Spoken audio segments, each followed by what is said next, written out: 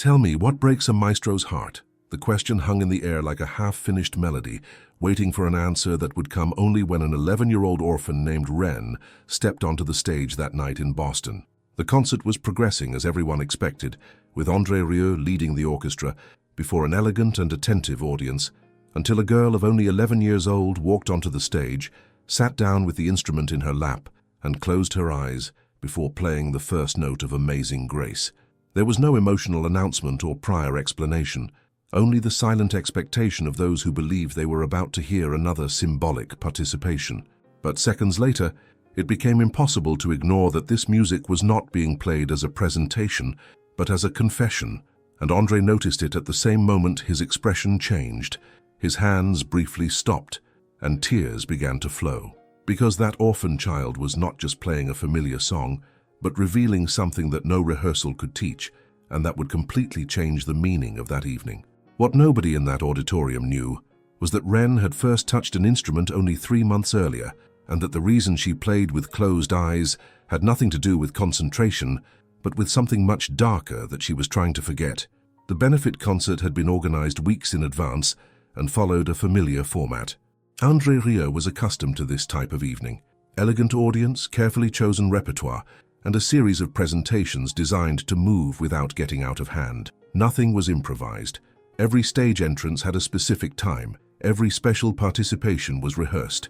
Backstage, the orchestra prepared in silence. The musicians tuned their instruments, while the producer confirmed the final details with the technical team. André spoke little. He was concentrated, mentally reviewing the program and focused on what needed to be delivered to the audience. For him, this concert had special meaning, but it still followed the professional standard he had always maintained. Among the guests, few knew that a child would participate in the presentation. The information had been discreetly spread, almost ceremonially. Many imagined something quick, symbolic, perhaps just a few chords accompanied by the orchestra. No one expected more than that. Ren waited backstage with the instrument against her body. She didn't speak much. She showed no excessive nervousness, but didn't smile either. For her, that environment was too big, too quiet, too far from the reality she knew. Dakota, the caretaker from the orphanage, stayed close by, observing without interfering, like someone who knew that moment couldn't be explained or prepared with words. When they called the girl's name, she entered the stage without looking directly at the audience. The contrast was clear. A wide stage, a full orchestra, and in the middle, a child too small for that space. André turned toward her, waiting for the signal to begin, not yet knowing that this wouldn't be just another performance within the program, but a moment that would demand something very different from him. Not to guide, not to correct, just to feel. Finch, the producer, stood at the side with his clipboard pressed against his chest. He had planned this segment as a brief intermezzo, an emotional moment that would touch the audience without disrupting the concert's flow. Maximum 5 minutes, he had told André. A quick participation, warm applause, and then continue with the program. But as he watched Ren, he felt an uncomfortable feeling in his stomach. The girl didn't seem prepared for what was coming. Sage, the first violinist of the orchestra, was in position and observed everything with the sharp gaze of someone who had experienced thousands of concerts. She had seen André in different emotional states, but there was something in the air that night that felt different.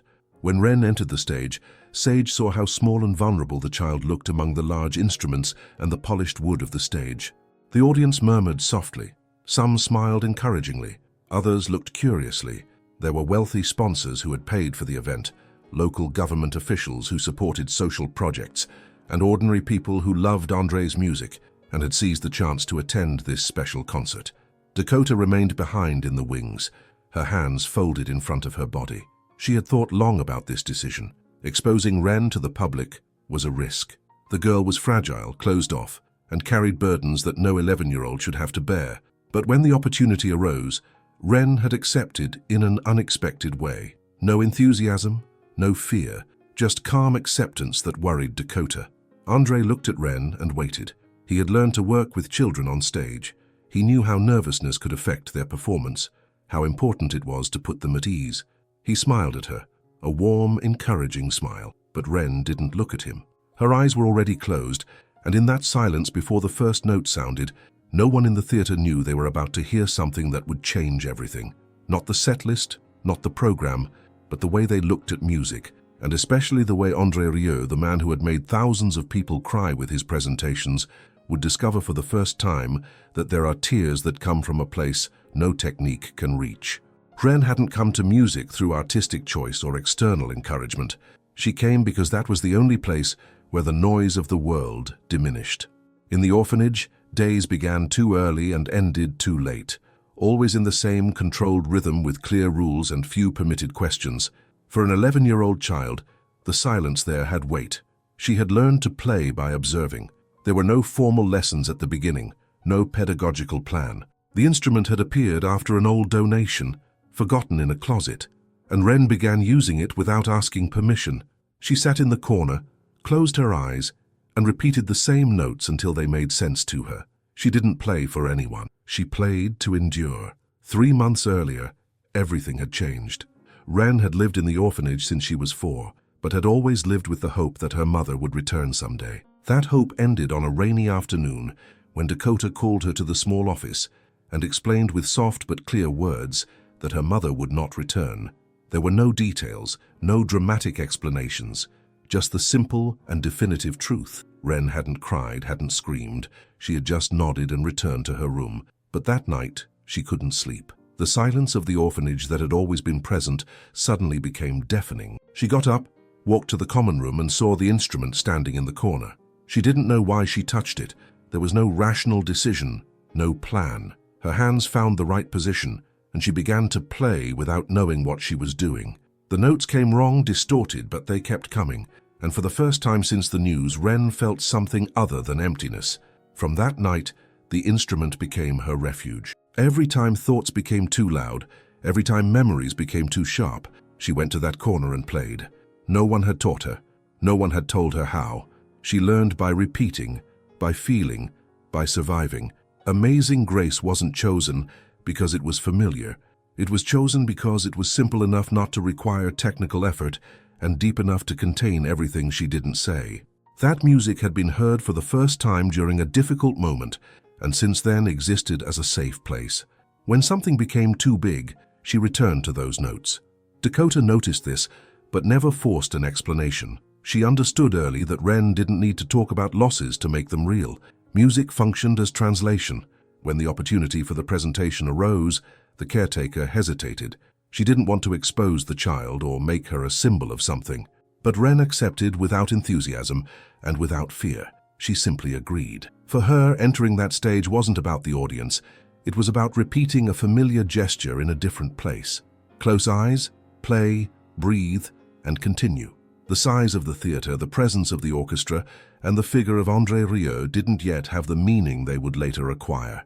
At that moment, all that mattered was being able to begin. What no one in the theater knew was that Ren had a secret, not just about her mother, but about why she played with closed eyes. The truth was that every time she opened her eyes while playing, she saw faces that weren't there, faces of people who had left, faces of promises that hadn't been kept. And so she learned to play in the dark, where only the music existed and nothing else. And when Ren closed her eyes and placed the instrument in the right position, she wasn't preparing to perform. She was preparing to survive again in the only way she knew how. But this time something different would happen. This time someone would finally truly listen. When Ren began to play, the first sound came low, almost shy, as if she was still confirming for herself that she was safe. André maintained his initial posture, alert, ready to accompany at the right moment. The orchestra waited for the usual signal, but it didn't come immediately. The girl's eyes remained closed, not from nervousness but from habit. That's how she always played, without looking, without seeking approval, without trying to measure any reaction. The notes of Amazing Grace came forward simply, without ornamentation, but loaded with something that isn't learned in a score. In the first second, part of the audience still observed with contained expectation, like those attending a symbolic participation. Some smiled delicately, others leaned forward in their chairs, but as the music progressed, that superficial reading began to disappear. The sound didn't grow in volume, but in density. André noticed this quickly. This wasn't a child trying to impress. There was no haste. No vanity, no excessive correction. There was only complete surrender, as if each note had a clear reason to exist. He let his conducting hand fall slightly, making the orchestra more restrained. The musicians felt the change. Sage on first violin adjusted her bow carefully, avoiding any excess. No one wanted to cover that small but steady musical voice. The entire stage began to revolve around the girl. In the audience, the silence became absolute, not by command, but by respect. People who normally coughed, rustled through programs, or shifted in their seats remained motionless. There was something in that performance that prevented distractions. André felt a tightness in his chest that he didn't expect. It wasn't emotion caused by technical beauty, but by recognizing something deeper. He had heard Amazing Grace hundreds of times, but never like this. That music wasn't being interpreted, it was being lived. Suddenly, Ren stopped in the middle of a phrase. Her fingers remained suspended above the strings, motionless. It wasn't a mistake. It was as if she had fallen back into a memory that was too painful to continue. André's heart skipped a beat. The audience collectively held its breath. 5 seconds passed. 10. The silence was deafening. Then, without warning, Ren resumed the music. But now the sound came differently. Not technically different, but emotionally, like a dam breaking. The notes flowed with an intensity that hadn't been present before. André felt his throat tighten, and at that point in the performance, André understood that he wasn't just witnessing a special presentation, but a silent story that was beginning to reveal itself note by note, without the girl saying a single word. What he didn't know was that the pause Ren had taken was precisely the moment when the music had reminded her of the last conversation with her mother, a conversation that was never finished. Finch, standing at the side of the stage, felt panic rising. This wasn't what was planned. The pause, the unexpected intensity, the way the entire concert seemed to stand still for this one child. He looked at his watch, calculated the time remaining in the program, and wondered if he should intervene. But something in the way André looked at Ren stopped him. Sage noticed that her own hands were trembling as she played. She had learned professionally to maintain distance from emotion, to treat music as craft. But this was different. This wasn't craft. This was a cry for help wrapped in a melody that everyone knew, but no one had truly understood until now. In the audience, tears began to flow, not loudly, not theatrically.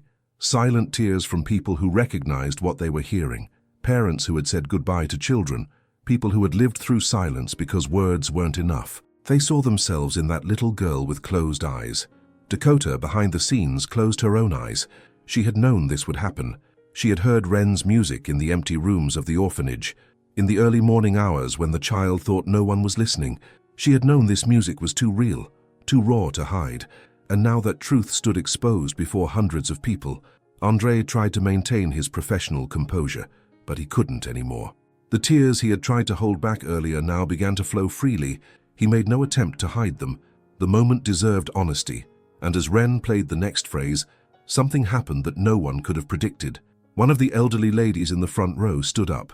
She didn't applaud, she just bowed her head, a gesture of deep recognition. Slowly, others followed her example. First 3 people, then 10, then half the audience, all standing, heads bowed, listening with an intensity that was almost physically palpable. It was at that moment that André realized this concert was no longer his. It belonged to Ren, and all he could do was stand, listen, and allow this 11-year-old orphan to teach him and everyone present what music truly meant.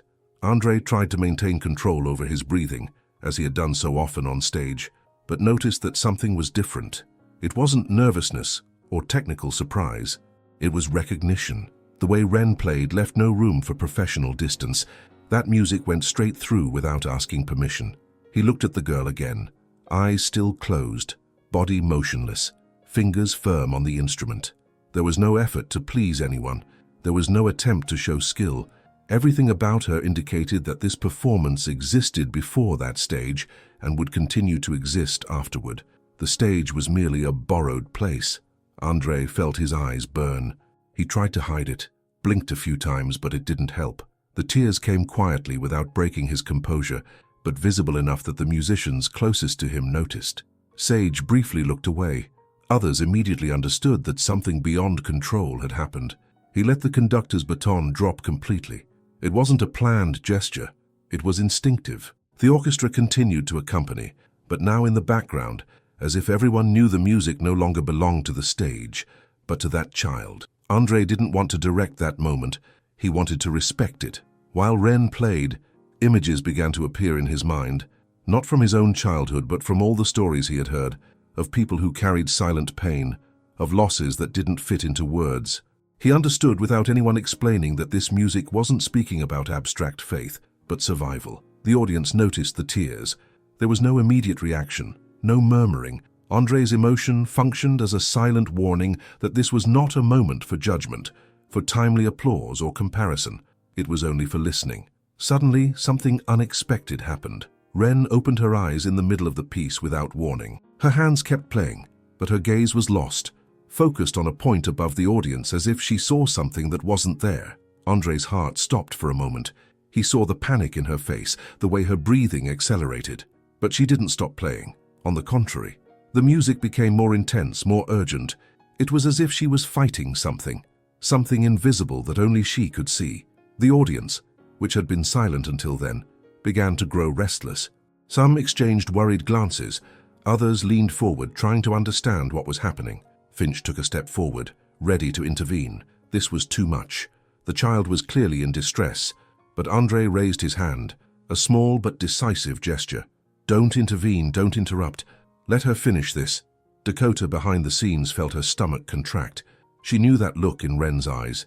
She had seen it before on nights when the girl woke up from nightmares she never described. The caretaker wanted to run forward, take the child off the stage, protect her from whatever was happening in her mind, but her feet remained planted where they stood. Sage stopped playing. She couldn't do otherwise. Her violin fell to her lap as she watched, fascinated and shocked, at the little girl who was fighting her own demons through music. One by one, the other musicians also stopped, until only Ren remained, her notes echoing through the now silent theater. And then, as suddenly as they had opened, Ren's eyes closed again. The panic disappeared from her face, replaced by something that looked like peace, or perhaps exhaustion. It was hard to tell, but the music changed again, returning to the simple, pure tones of the beginning. André realized he had been holding his breath. He let it out slowly, his body trembling from the intensity of what he had just witnessed. This wasn't just music. This was therapy, exorcism, survival, all at once. When the last note sounded, Ren kept her eyes closed for a few more seconds, as if she was still in that safe space the music created for her. André remained motionless. He didn't applaud, he didn't speak. He just let the silence take the place that the music had opened, and in that silence it became clear to everyone that André Rieu had not been moved by hearing Amazing Grace, but by understanding, perhaps too late, that some people learn to play before they even learn to speak, because life demands it from them. What he didn't know was that the reason Ren had opened her eyes was because for the first time in 3 months, she had felt that her mother forgave her for something she had never been able to forgive herself for not being there when it mattered. When Ren opened her eyes, the concert had not yet resumed. She seemed confused, as if she wasn't sure if she was finished or if something had gone wrong. She searched for Dakota among the audience, found her gaze and received a slight nod, discreet, firm enough to reassure her. André took a few steps forward. He didn't come too close, didn't touch the child, didn't try to make the moment bigger than it already was. He spoke with a soft voice clearly, so that Ren heard him before anyone else. He only said that she had played something very special and that it had reached everyone there, including him. The audience remained in silence, not from embarrassment, but because no one wanted to break that moment with an automatic reaction. When André finally made a small gesture of recognition, applause arose in a restrained manner, almost carefully, slowly growing until it filled the entire theater. It wasn't a loud celebration, it was respect. Dakota stood up and walked toward the aisle, ready to bring Ren back to the wings. The girl came off the stage without haste, still carefully holding the instrument, as if she was protecting something fragile. She didn't look back. She seemed to need no external confirmation. Backstage, no one spoke loudly. Some musicians passed Ren and only smiled. Others nodded in silence. There were no exaggerated compliments or technical comments. Everyone seemed to understand that this hadn't been an ordinary performance. André remained on stage for a few seconds before resuming the concert. When he began conducting again, the atmosphere was different. The orchestra played with more restraint, more attention to pauses, as if the music had acquired a different responsibility after that moment. But something strange happened when the concert continued. The following pieces sounded flat, empty, as if all emotion had been drained from the theater. The audience applauded politely, but the magic had vanished. André felt it, the orchestra felt it, and slowly a realization began to seep through him that made him uncomfortable. He had built his entire career on creating emotional moments, on touching hearts through music. But tonight, an 11-year-old girl without training, without experience, without any preparation, had done something that he, with all his skill, couldn't match. She had played truth, and truth, he realized, was more powerful than perfection. During intermission, André sought out Dakota in the wings. He found her in the small room where Ren sat, holding a glass of water and staring at the wall. "May I talk to her?" he asked. Dakota looked at Ren, who nodded without looking up. André sat in a chair next to her, not too close, respecting her space. "That was special what you did," he began. "Where did you learn to play?" "Nowhere," Ren answered softly. "I just play." "And why do you close your eyes?" Ren was quiet for a moment. "Because I see things when they're open, things that hurt me." André felt a lump in his throat. "What kind of things?" "Faces of people who aren't there anymore, of promises that didn't come true." She finally looked at him, her eyes old enough for someone 3 times her age. "But tonight was different. Tonight I saw her face and it didn't hurt. It felt like she was saying it was okay." André realized he was crying again. Not the public tears of the stage, but deeper, quieter tears. "Your mother?" he asked softly. Ren nodded. "She left when I was 4, said she'd come back. 3 months ago I found out she'd never come back, and I was angry. So angry, because she promised. And then I found the music, and it was the only place where I didn't have to be angry." Later, much later, André would think about that conversation. He would realize that Ren had taught him something no music school could teach, that music doesn't exist to impress, but to heal. And sometimes the most powerful healing comes from the most unlikely places. Finch entered the room, his usual haste somewhat tempered. "Mr. Rieu, we need to begin the second half." André stood up but hesitated. He looked at Ren, then at Dakota. Could she stay for the second half? Not to play, just to listen. Dakota looked surprised. "Is that allowed?" "Tonight," André said with a small smile. "I think we can bend the rules a little." So Ren remained, sitting at the side of the stage where she could see the orchestra, but the audience couldn't see her. And while André conducted the second half, he played differently. Not with less skill, but with more honesty. Less focused on perfection, more on truth. Sage noticed the change and smiled as she played. The orchestra followed André's example, and slowly the magic returned to the theater. But it was a different kind of magic. Not the polished professional kind they were known for. It was rougher, truer, more human. And when the concert ended and the audience gave a standing ovation, André knew they weren't just applauding for him. They were applauding for what they had learned that night, that the most powerful music comes from the most vulnerable places, played by the bravest hearts. After the concert, the theater emptied as always, but something had remained behind. Not in the halls, not on the stage, but in the people. Many left in silence, others avoided conversation, as if every word could diminish the weight of what they had experienced. It wasn't sadness, it was reflection. Backstage, André sat alone for a few minutes. He didn't review scores, didn't speak with production, didn't comment on numbers or technique. He thought about how that girl, without speeches, without explanation, and without asking for anything, had done something that years of career rarely caused, made everyone really listen.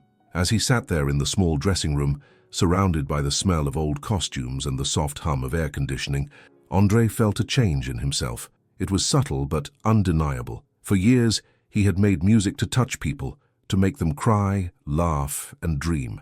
But tonight, he had seen something else. He had seen what music could be when it wasn't made to entertain, but to survive. He thought about all the concerts he had given, the thousands of people he had moved. But how many of those moments had been real? How many had been carefully orchestrated, planned down to the smallest detail? And how many had had the raw, unpolished truth that characterized Ren's performance? Sage knocked softly on the door before entering. Her eyes were still red from crying. "Mr. Rieu, may I speak for a moment?" André nodded and gestured to the chair across from him.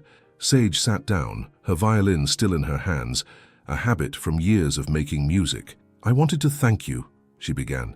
"Thank me? For what?" "For allowing that moment. Many conductors would have intervened, controlled the moment, or cut it short, but you let it happen.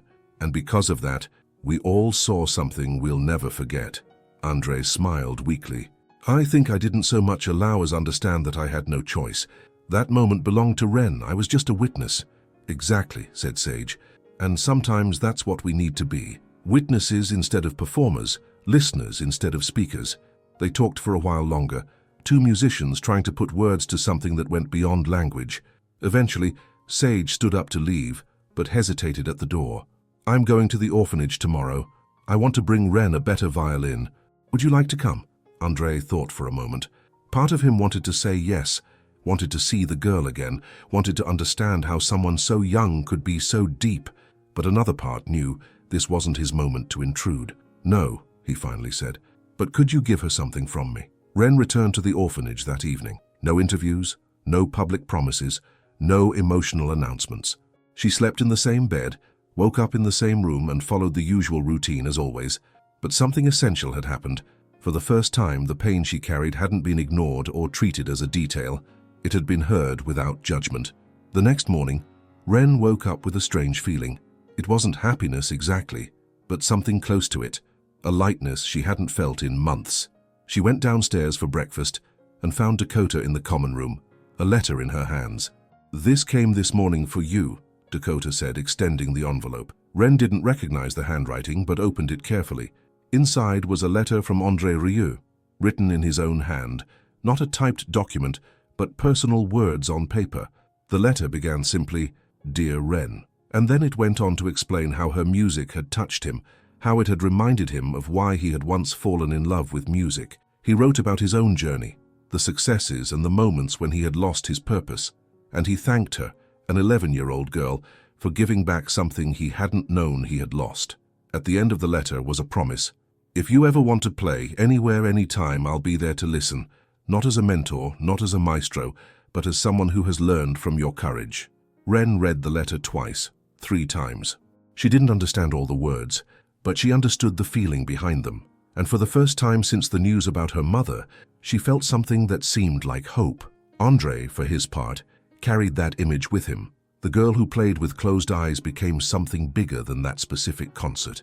It represented all the people who go through life in silence, without space, without a stage, and without anyone willing to stop and listen. But the lesson of that evening wasn't in the visible emotion or in André's tears. It was in the contrast. An orphan child without title, without privileged origin, had taught an entire theater and an established maestro that value isn't born from technique, fame, or perfection, but from the truth with which someone confronts what they have experienced. The days after the concert brought unexpected developments. Finch called Dakota with a proposal. A music conservatory wanted to offer Ren a complete study program, including lessons, instruments, and guidance. It was a chance most children would never get. Dakota was cautiously enthusiastic when she told Ren the news, but the girl's reaction wasn't what she expected. "Why?" Ren asked simply. "Because you have talent. Because you touched people. But I don't want to touch people. I just want to play." Dakota understood. For Ren, music wasn't an achievement to cultivate. It was a lifeline to hold on to. Professionalizing it could change what it meant to her. She called Finch back with Ren's answer. She would continue playing, but on her own terms, in her own time, when and how she needed it. Finch was disappointed, but respected the decision. He had hoped this would be the beginning of a fairy tale story, an orphan girl who became a star. But maybe that had never been the point. Maybe the point was just that one moment of pure, unvarnished truth. Sage visited the orphanage a week later. She brought a violin, better quality than what Ren had used, and simply placed it down without much ceremony. "For when you need it," she said. Ren touched the instrument with care. "May I ask why you cried during the concert?" Sage was surprised by the directness. She thought before answering. "Because I had forgotten why I started playing. You reminded me, and why was that? Because my father was sick, and music gave him peace. I didn't play for myself. I played for him, and somewhere through the years I lost that. It became about achievement. You showed me it could be more." Ren nodded slowly. "Music is where we go when we can't go anywhere else." That simple sentence, spoken by an 11-year-old, summarized what André, Sage, and everyone in that theater had learned. Music wasn't about perfection. It was about refuge. In the weeks that followed, something began to change in the orphanage. Other children, inspired by Ren's example, began to seek their own forms of expression. Some drew, others wrote, still others sang. Dakota noticed that the atmosphere had become lighter, as if Ren's courage had given them permission to express their own pain. One of the younger children, a 7-year-old boy named Phoenix, approached Ren one afternoon. "Can you teach me to play?" he asked shyly. Ren looked at him, saw the loneliness in his eyes that she knew so well. "I can't teach you to play," she said honestly, "but I can show you how to listen to what you feel inside. The rest comes by itself." And so, Ren began, without realizing it, her own small revolution, not by teaching in the traditional sense, but by being an example, by showing that vulnerability wasn't weakness but strength, that pain could be shared without words, that music could be a bridge between what was and what could be. André wrote a personal letter to Ren, delivered through Dakota. In the letter, he detailed his own lessons from that evening, how he had understood that despite decades of success, he had forgotten that the most powerful music comes from vulnerability, not virtuosity, how her performance had humbled him and reminded him why he had fallen in love with music in the first place. He ended the letter with his promise. If she ever wanted to play, anywhere, anytime, he would be there to listen. Not as a mentor, not as a maestro, but as someone who had learned from her courage. Months later, the orphanage organized a small party for the children. No audience, no press, just the children and the caregivers. Ren played that evening, her eyes closed as always. But this time it was different. There was a lightness in her playing that hadn't been there before, as if a burden had been lifted. Afterward, Dakota asked if she felt better. Ren thought for a moment before answering, "I think I understand that it's okay to be sad, that it doesn't mean I'm weak, and that music helps me hold the sad parts and the good parts at the same time." That night, while the children slept and the orphanage was quiet, Dakota sat in her office and thought about what had happened since that concert. A simple moment had changed so much, not dramatically, not suddenly, but steadily and deeply. Ren was still the same girl, still carried the same pain, but now she carried it differently, with more acceptance, with less shame. And that, Dakota thought, was perhaps the greatest lesson of all, that healing didn't mean the pain disappeared, but that you learned to live with it in a way that didn't break you. Not every great pain makes sound. Not every great lesson comes from those who seem prepared to teach. Sometimes it comes from a child too small for the stage, but big enough to remind us that empathy begins when someone decides to stop, listen, and not rush the silence. And André Rieu understood something he carried with him from that evening. Music doesn't exist to impress. It exists to embrace. When that happens, it doesn't matter who plays or where they come from. What matters is what arrives. The lesson was simple, but profound. The value of people doesn't come from their origin, their training, or their perfection. It comes from what they carry inside and the courage they have to share it, even when it hurts, especially when it hurts, because it's in that vulnerability that real connection happens, that hearts find each other across all differences. Ren stayed in the orphanage, continued playing, continued growing, not as the wonder child the media wanted to make of her, but as a child who had learned that survival sometimes sounds like a simple song played with closed eyes in a world that too often forgets to stop and really listen. And somewhere in concert halls around the world, André Rieu continued with a new appreciation for his craft, knowing that an 11-year-old orphan had taught him what no conservatory ever could. That the most powerful music comes from the bravest hearts, and that true mastery isn't about perfection, but about truth. Years passed, and the story of that night in Boston became legend among musicians. They called it the evening the music stopped. Though of course the music never really stopped. It just changed, became something deeper, more honest. Ren grew older, but never lost her connection to that place music created for her. She became a music therapist, working with children who carried their own silent burdens. She never became famous, never sought the spotlight, but she touched more lives than any concert ever could. She kept André's letter, yellowed now with age, tucked inside the case of the violin Sage had given her. Sometimes late at night when the world grew too loud again, she would read his words. True mastery isn't about perfection, but about truth. And in those quiet moments, closing her eyes as she always had, Ren would play. Not for audiences, not for acclaim, but for the scared children who needed to know they weren't alone, for the broken hearts that needed mending, for anyone who understood that sometimes the most powerful song is the one played with tears streaming down your face, in a room where no one can see you fall apart and put yourself back together again. The music industry tried to find her many times over the years, offering contracts and opportunities, But Ren had learned something that night in Boston that stayed with her forever. The most important music isn't the kind that fills concert halls. It's the kind that fills the empty spaces in human hearts. André never forgot that lesson either. He changed his approach to performance, seeking authenticity over perfection, vulnerability over virtuosity. His later concerts were different. Smaller, more intimate, more real. He would sometimes tell the story of a little girl who taught him that music was meant to heal, not just entertain. And sometimes, late at night when he couldn't sleep, André would sit at his piano and play Amazing Grace. Not the polished version he'd performed countless times, but the way Ren had played it, raw, honest, with his eyes closed and his heart wide open. Because she had shown him that the most beautiful music comes not from technical perfection, but from the courage to let others witness your pain and find their own healing in it.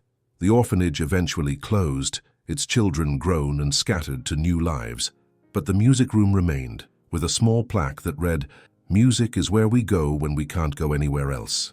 Dakota, now retired, would visit sometimes and sit in the silence, remembering the night everything changed because one small girl decided to share her truth with the world. And in concert halls and music schools, in therapy sessions and quiet moments of personal revelation, the ripples of that one evening continued to spread. Teachers began to emphasize feeling over technique. Musicians learned to value vulnerability. Audiences learned to listen not just with their ears, but with their hearts. Because sometimes the most profound lessons come from the most unexpected teachers. Sometimes a child's broken heart can teach a master musician what music really means. And sometimes, if we're very lucky, we get to witness the moment when someone finds the courage to turn their pain into something beautiful, not to entertain or impress, but simply to survive, and in surviving, show the rest of us how to live.